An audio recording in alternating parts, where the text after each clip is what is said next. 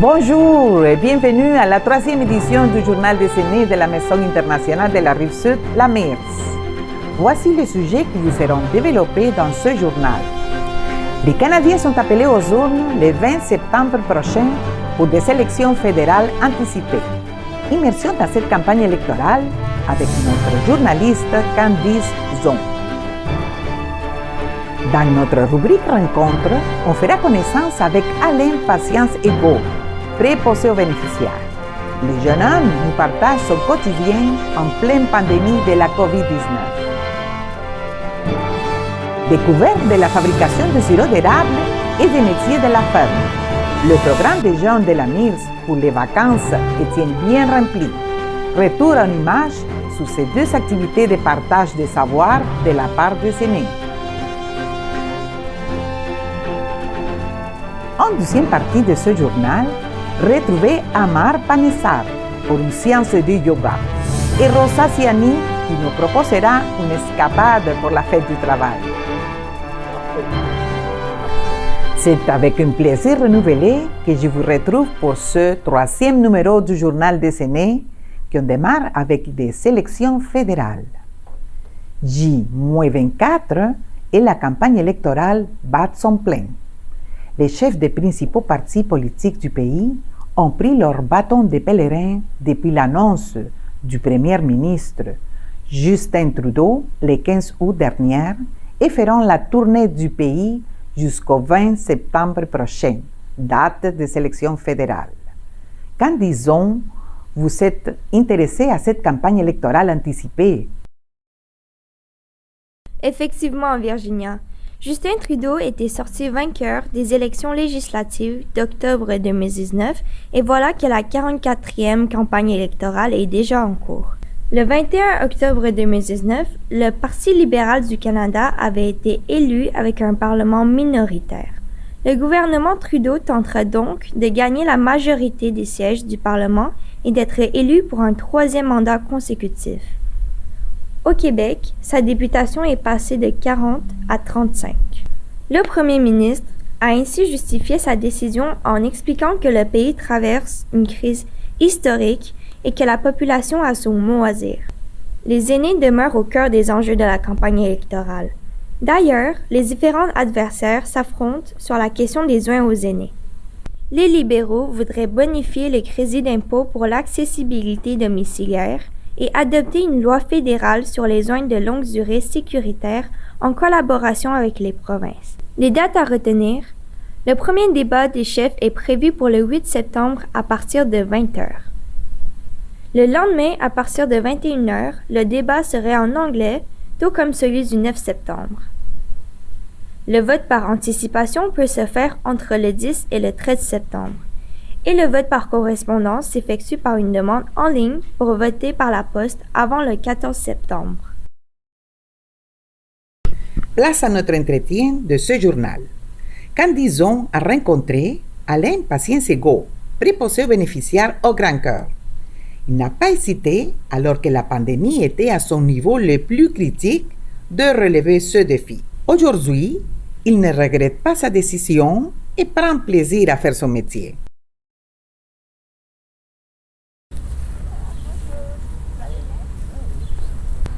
Bonjour, Monsieur Alain, nous sommes heureux de vous recevoir. J'aimerais vous demander de nous parler de votre métier, depuis quand vous travaillez et pourquoi ce choix?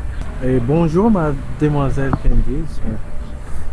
Merci pour la question. Moi, je travaille comme préposé aux bénéficiaires dans un centre d'hébergement pour les aînés à Montréal.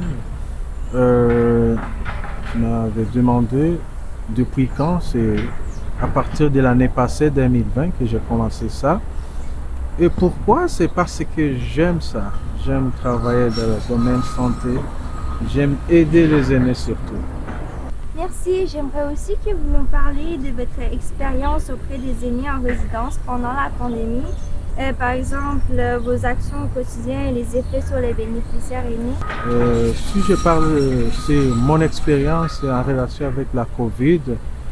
Dans nos centres là, c'était pas facile parce que tu sais, les aînés sont des personnes très fragiles Là, je dis que vraiment la COVID a touché les aînés. Ils ont été touchés énormément. Je dis que, je te dirais, travailler avec les aînés, ça demande beaucoup d'amour. Il faut aimer les aînés. C'est ce que moi, je fais là-bas. C'est d'abord l'amour. Il faut les aimer et s'assurer qu'ils sont dans leur confort.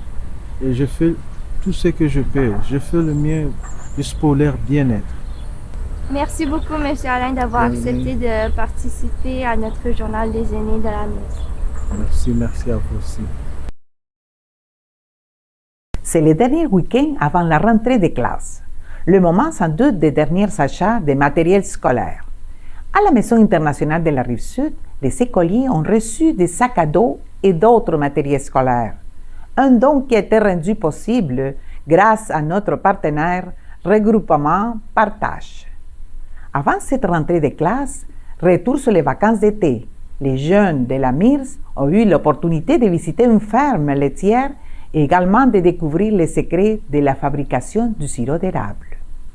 Sylvie Boyer de la ferme Beaumont à Saint-Rémy et Mario Bonenfant, plus connu comme Capitaine Sirop, ont tour à tour bien voulu partager leur savoir avec les jeunes. Reportage de Dieudonné Katumbayi.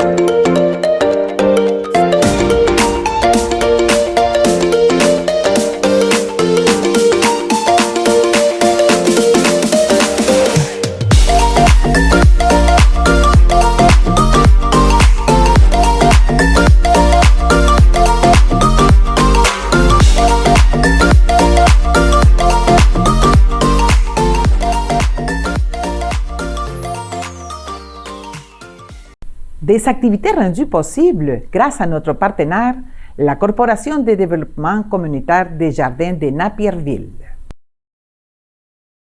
Innovation intergénérationnelle et plus grande diversité, tel se décrit le Café des aînés version 2021. Des récentes rencontres élargies ont permis de dégager une nouvelle stratégie et les échanges ont permis de faire ressortir le besoin de se retrouver en groupe et en plein air à l'occasion des activités collectives. Conscient de la transmission, le partage des savoirs et des valeurs auprès des jeunes est un enjeu de la société. Le Café des aînés va y consacrer encore plus d'énergie. Ce troisième numéro du Journal des aînés est un des exemples. J'ai vu l'annoncer dans les titres. Nous avons désormais un rendez-vous yoga à chaque édition. Amar Parmesan, membre depuis l'ouverture en 2014 du Café des aînés de la MIRS, nous partagera sa passion pour cette pratique qui comprend un ensemble de postures et des exercices de respiration. Pour ce premier numéro, Amar Parmesan a tenu à démontrer les bons gestes pour une séance d'étirement. À vous tapis! Good morning, my name is Amar Parmesan. And I welcome you to join me for a short yoga practice.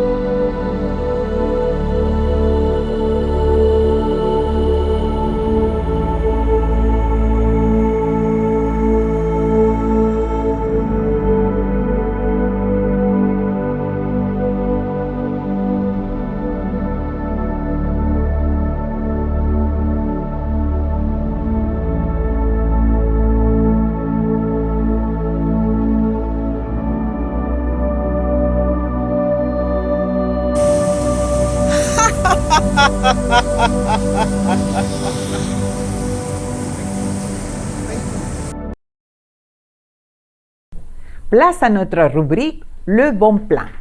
L'été est encore là, il fait beau et la fête du travail est à nos portes. Il faut en profiter autant qu'un peu. C'est dans cette optique que nous vous proposons une croisière comme premier bon plan du mois. Notre journaliste Rosa Ziani a testé pour nous les croisières à Gananoque et Kingston. Il nous invite à embarquer avec elle. Ces belles croisières sont proposées à Gananoque en Ontario, à environ 3 heures de Montréal. Vous pouvez y aller tôt le matin, dîner sur place, faire votre croisière puis rentrer en fin d'après-midi pour arriver le soir à Montréal. Votre journée sera un peu longue, certes, mais l'enchantement vous fera oublier la fatigue sans aucun doute. Sinon, vous pouvez vous rendre à Kingston, une charmante petite ville très animée en été, y passer la nuit, puis le lendemain, vous rendre à Gananoque pour la croisière. Kingston propose aussi des croisières d'1 heure, mais pour avoir testé les deux, je vous recommande celle offerte par plusieurs compagnies à Gananoque pour une durée de 2h30. Ce sont les plus belles croisières. Le coût de la croisière est d'environ 40 $. Si vous passez la nuit à Kingston, prévoyez un minimum de 150 $.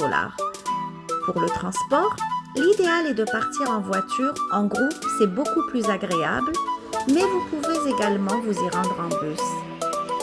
Bien évidemment, réservez tout cela en ligne aussitôt que vous aurez décidé d'y aller, car en ces belles journées ensoleillées, il y a très souvent foule. Je vous souhaite une excellente fête du travail. Tout à fait autre chose, la MIRS, en partenariat avec Escale Improbable de Montréal, a réalisé une fresque lors d'un événement artistique et culturel à Longueuil. Cet atelier intergénérationnel, animé par les artistes peintres Charles Assec, a permis de créer une œuvre commune représentant le voyage, les couleurs et les racines des participants. Il s'adresse à tous et vise l'émaillage des différentes cultures. Chaque participant avait une section de l'œuvre qu'il pouvait peindre à sa guise en mettant en valeur ses origines ou sa conception du bonheur. Dans notre page sportive, on vous parlera des Jeux paralympiques. Le Canada a décroché ses 2 premières médailles mercredi grâce à Aurélie Rivard en natation et Kelly Shaw en cyclisme sur la piste. Ces Jeux se tiennent actuellement au Japon et ce jusqu'au 5 septembre. Ils sont 128 athlètes canadiens à défendre nos couleurs. À Arny, on trouvera l'escrimeuse Ruth Sylvie Morel, âgée de 64 ans, et la cavalière de 62 ans, Winona Harvigsson. Souhaitons que nos héros reviennent avec une belle moisson de médailles comme lors des derniers Jeux olympiques. Le Canada a décroché à Tokyo 24 médailles, un record. Les athlètes féminines, comme à Rio en 2016, sont les grands responsables avec 18. Et avant de se laisser, un coup d'œil sur la carte du ciel pour le mois de septembre. La canicule laisse place à des températures plus agréables. Pour la longue fin de semaine de la fête du travail, les températures oscilleront entre 22 et 24 degrés avec des ressentis entre 22 et 28 le jour. La nuit, le mercure chutera entre 15 et 17 degrés. Nuageux le samedi dimanche et très ensoleillé lundi le 6 septembre. Nous sommes arrivés à la fin de ce journal. Merci de votre attention. C'était Virginia Cisneros du Café Déjeuner de la Maison internationale de la Rive-Sud à Brossard.